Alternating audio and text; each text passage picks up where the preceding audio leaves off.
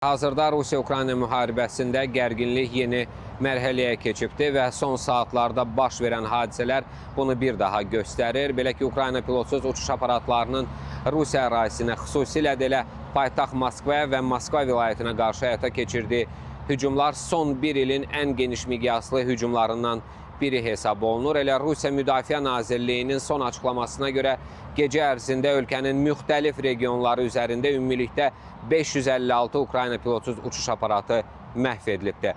Ən ağır vəziyyət isə əvvəldə də qeyd etdiyim kimi məhz Moskva və ətraf bölgələrdə yaşanıbdır. Məlumatlara görə Ximki şəhərində pilotsuz aparatın fərdi yaşayış evinə düşməsi nəticəsində bir qadın həyatını itiribdir.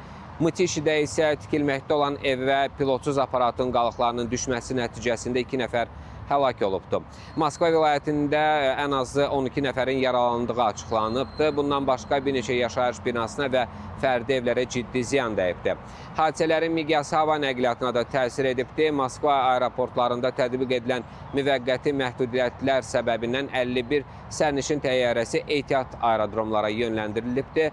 Onlarla reys isə saatlarla gecikibdir. Rusiya Müdafiə Nazirliyi həmçinin bildirir ki, Qara Dəniz donanmasının Ukraynaya məxsus 6 pilotsuz kateri məhv edilibdir. Ümumiyyətlə isə rəsmi Moskva bildirir ki, yüzlərlə pilotsuz aparatın böyük hissəsi zərərsizləşdirilibdir və paytaxtın əsas strateji obyektləri zərər görməyibdir.